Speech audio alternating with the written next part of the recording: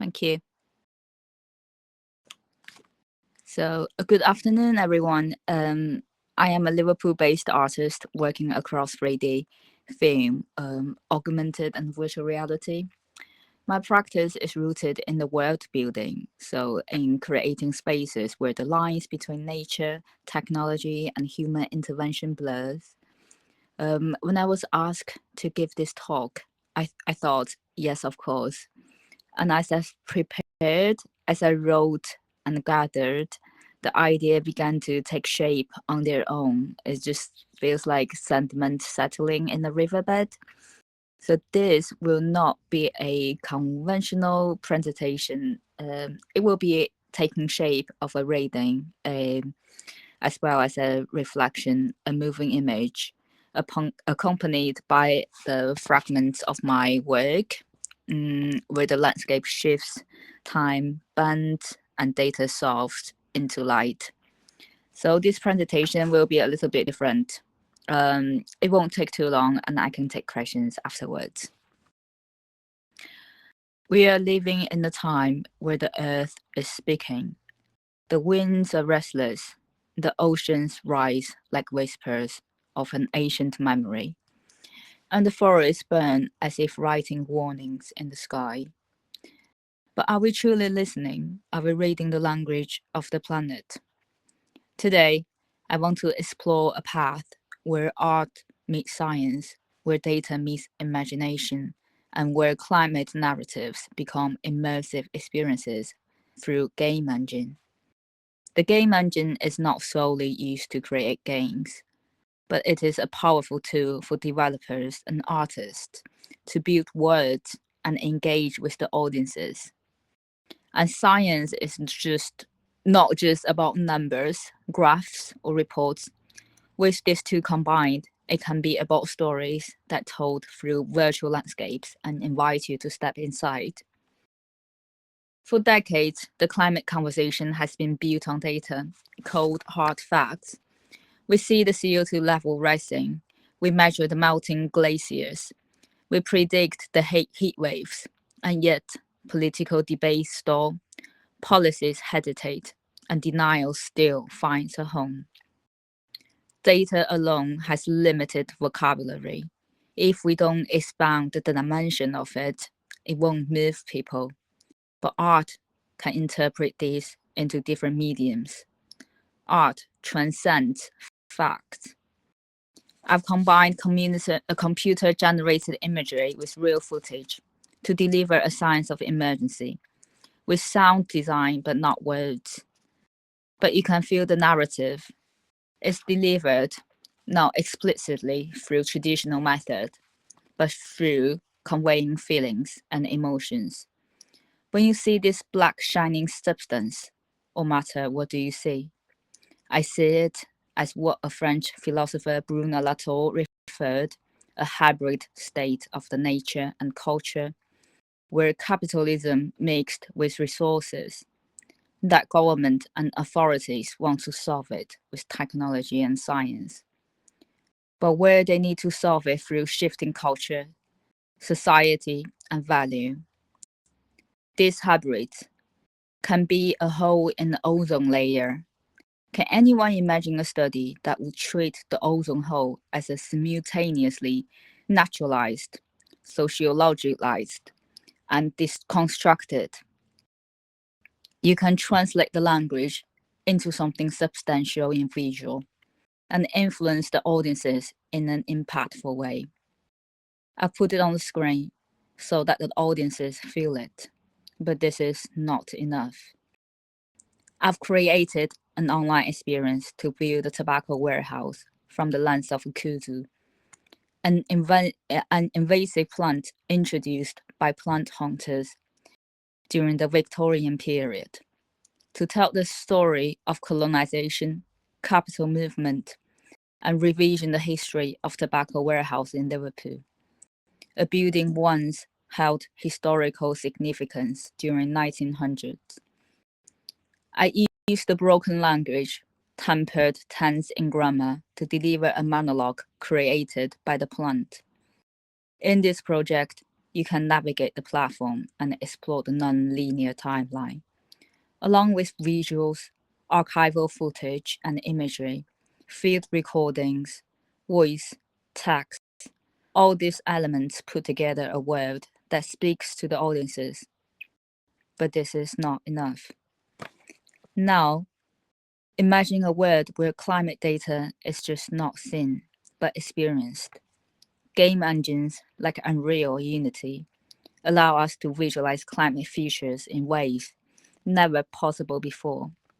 By feeding real-time climate data into these engines, we can simulate entire ecosystem, responding dynamically to changing temperatures, deforestation, and pollution. With mixed reality, we bring these digital landscapes into our physical spaces. So that I created mixed reality experiences that use real-time climate data, temperature, humidity, wind velocity, pollutant, and more into dynamic particle movement, creating a data-driven ecological kinematics to transform climate data in different cities into poetic visuals. It's about climate justice. It's about climate emergency. It's about making intangible tangible. The cities in the whole world could let us view their air quality state in real time through XR experience and gameplay. Imagine walking through a factory and stepping into augmented reality forest, where you can see the roots reacting to the soil's acidification. Imagine entire cities that let us preview the future under climate stress, where we can literally walk through submerged streets and abandoned landscapes, not as science fiction, but as a possible tomorrow. This is not just art. This is climate storytelling in motion. This is ecological kinematics, where landscape shifts, species vanish, and atmosphere layers pause with the weight of our choices. And in this space, something incredible happens that people don't just watch, people participate. But we cannot separate art from politics. We cannot create climate narratives without acknowledging the geopolitical battles shaping our environmental future. The Amazon is burning, not just because of the drought, but because of the anti-environment policies of Bolsonaro's government. Deforestation was done to clear land for other uses. The Arctic is melting, not just due to global warming, but because of resource exploitation. The migration of mangrove tells us not only the changing of the climate, but aquaculture policies. Climate is politics. Climate is power. Climate is negotiation. This is why we must create not just digital environment mimicking landscapes and vegetations, but call for urgency through visual storytelling and create narrative. The work itself must be multi-layered. It should underline a protest, a plea, a mirror. And through mixed reality and immersive words, we can break the barriers of space and time, delivering these experiences not just in galleries, but in people's homes, in their most intimate spaces. Climate storytelling becomes personal.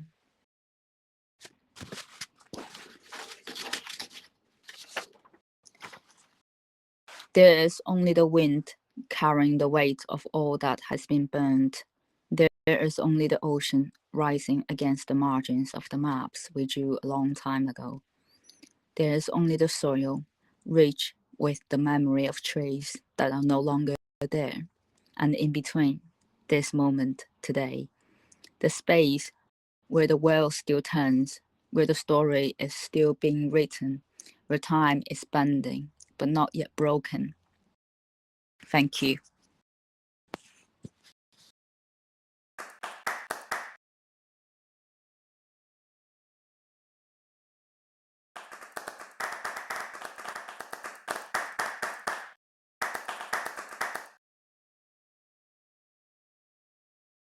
That was absolutely amazing.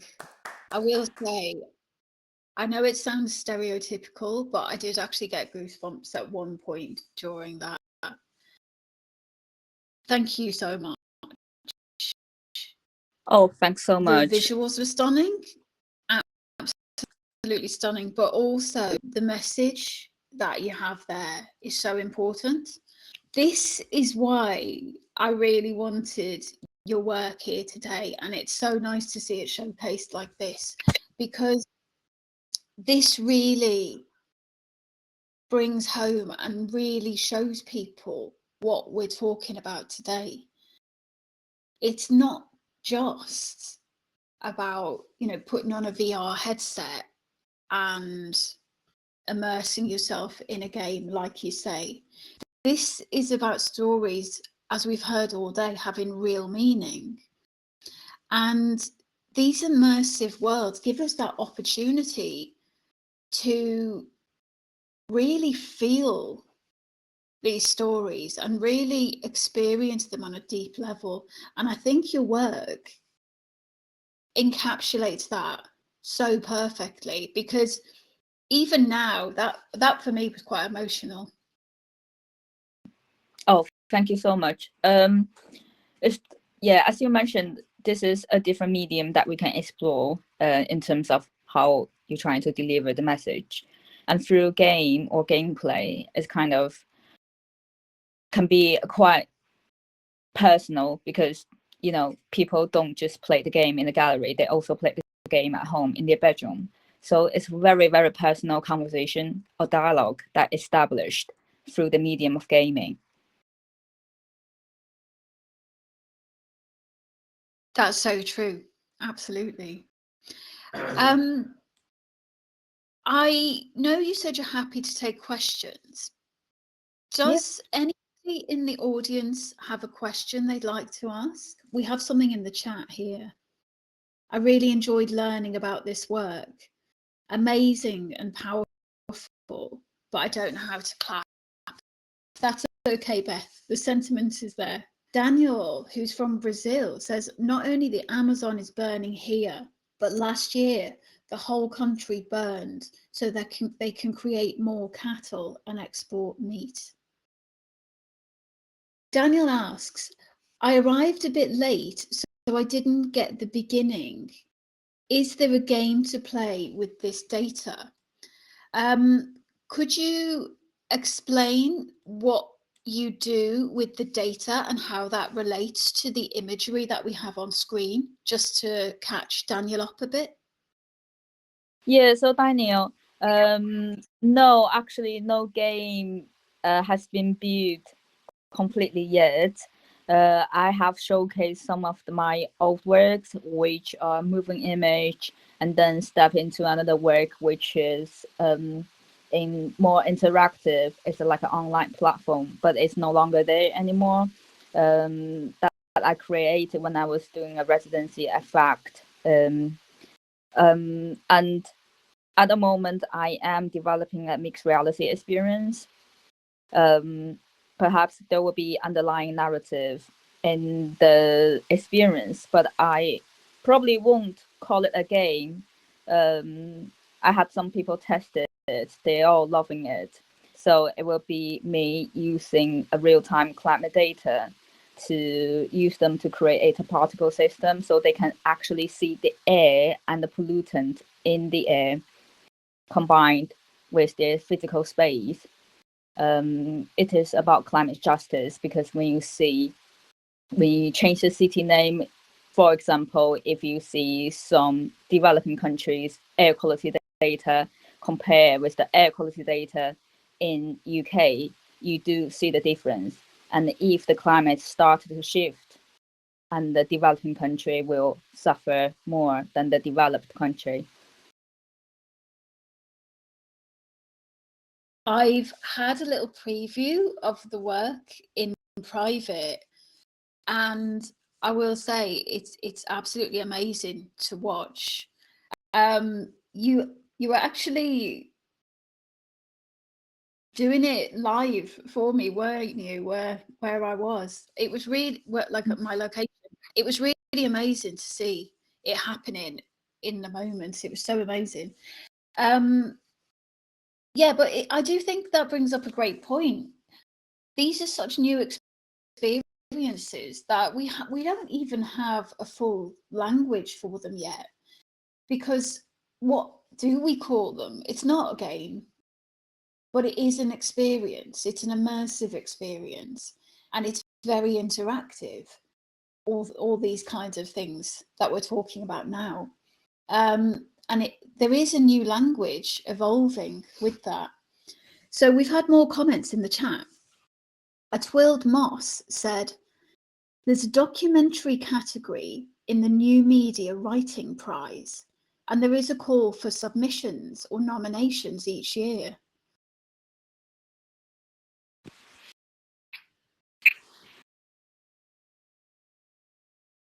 That is definitely something that I feel is really interesting.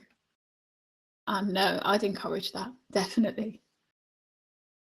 Helen says, the part about the sea taking over the maps that we drew a long time ago really resonated with me. Especially that we're the ones who drew the maps and the borders. Absolutely. Exactly. Really powerful. Exactly. Daniel says, yeah. Fantastic. He wants to see it when it's available. Apologies, sorry. Of course, you can see it. Hopefully I'll finish the whole project by this summer. If you're all interested in Google Culture, they have commissioned about, I think, 8 or 10 artists to explore the climate data. If you Google Culture climate data, they probably comes up. So they kind of, so you can see how the data taking different forms is very, very interesting.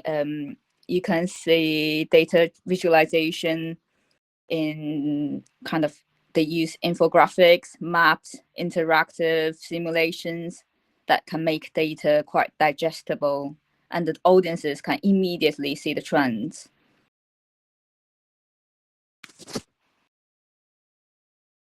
That's really amazing. Like, we can do that now and live and all of that as well. Daniel adds, we're seeing the sea level rising here in Brazil. Some cities close to where I live are already being destroyed. That's so sad. That's really terrifying. And I suppose, really, meeting in this space now, Daniel, you get to see that. We don't see that here where I am. So that shows the use of these things. You know, the visuals there have brought these things to life. They've started this conversation. And Daniel, you're even in the room with first-hand experience of this. So it's all coming together in this space and with the visuals. I find that really amazing to be able to do.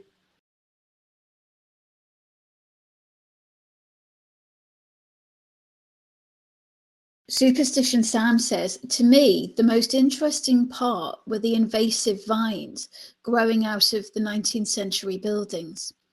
It seems such a powerful metaphor for the field of folklore as well, how we are all still reeling from the thoughts generated by 19th century men. That's really insightful. Mm.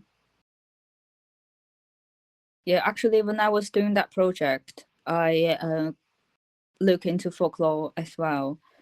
Not massively, but I went to the Central Library to see the archival imagery and newspapers. I saw how people praise the building back the time, whereas now we can look at it from completely different perspective.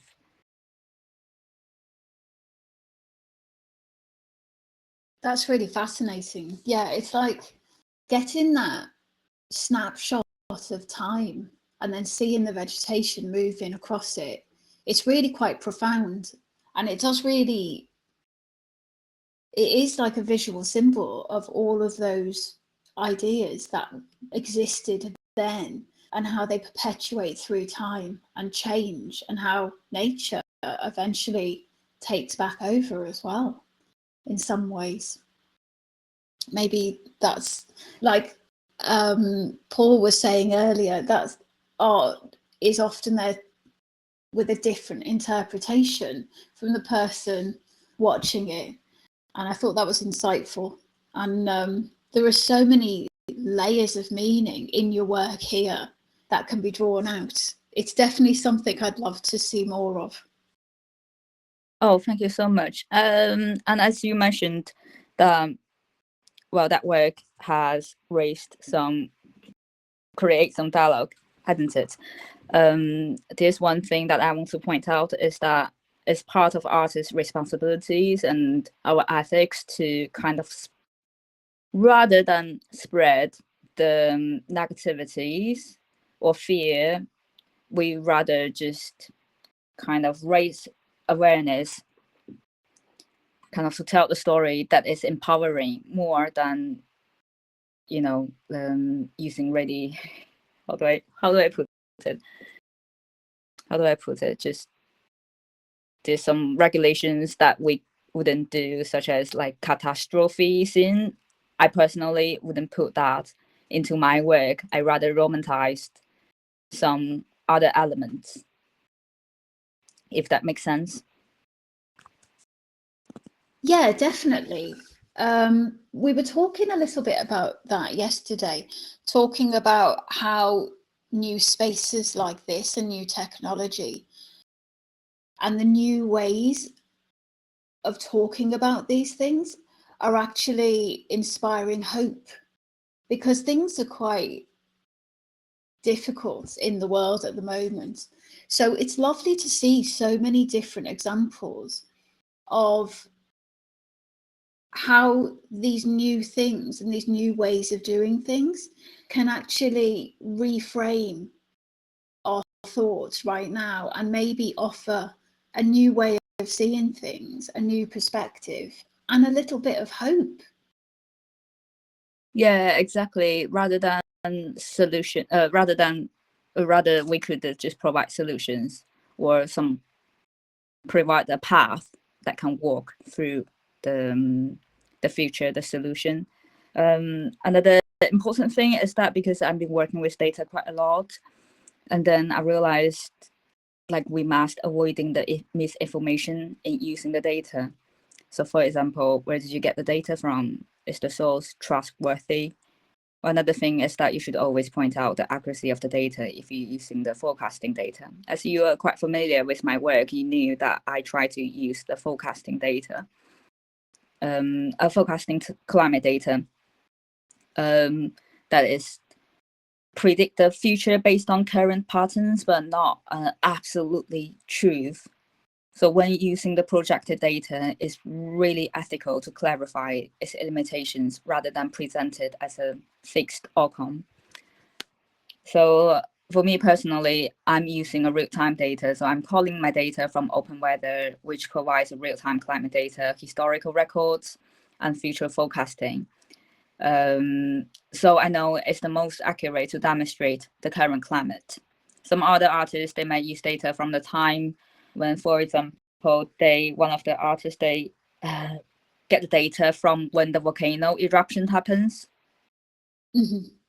Some of them got the climate data when the Coca-Cola had their first air campaign on a plane. So a plane wrote Coca-Cola in the sky. So they got the air quality data by the time. So it's like a slice of time, a slice of event.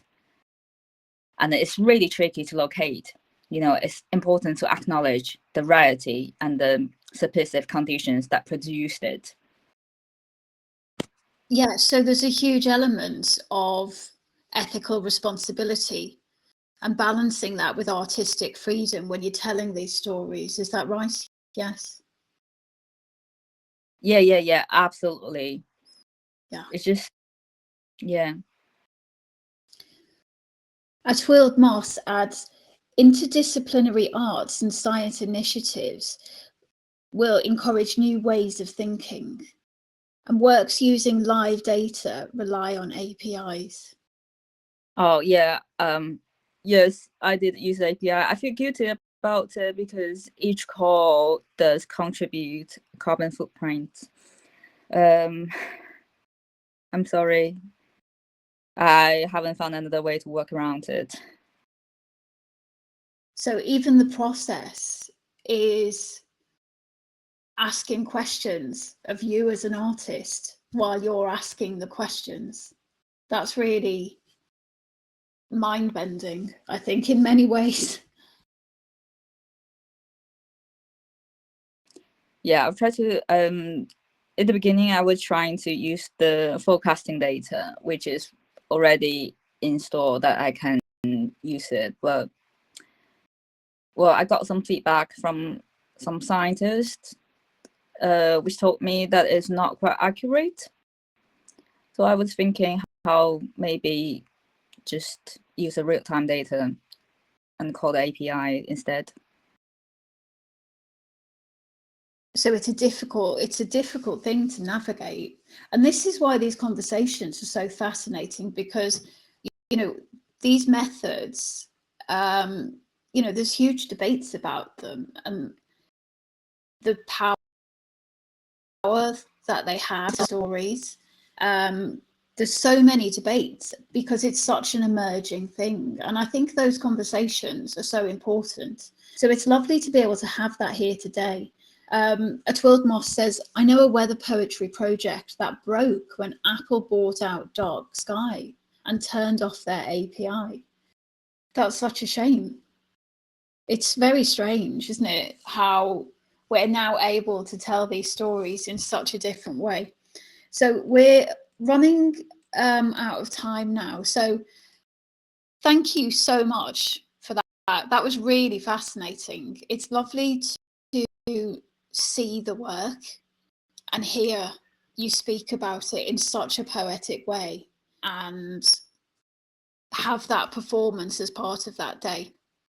And then also to learn more about your process. My pleasure. I really love reading the comments because like I can really learn something from them.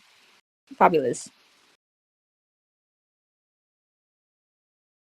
Can you share a link? I'd love to see it. Twilled Moss. There we go. We're not able to share links in the chat, sadly, but if you send that to me, I'm going to send out all the resources next week. So if people want links and things, I can send those out. Fantastic. All right. So thank you again. That was really, really amazing. Really quite emotive, I will say. Let's take a very short break now. If everyone can basically kind of like stay in the space and then just nip to get a drink or whatever you need to do for a few minutes. Don't you worry, that's a fabulous way to get off the stage. Very amazing. So if we could return in just a couple of minutes for the next session, which is a panel. And that will start in 4 minutes. So let's take a quick breather while I get the stage set up for the next session. Thank you so much again. Really amazing. See you all soon.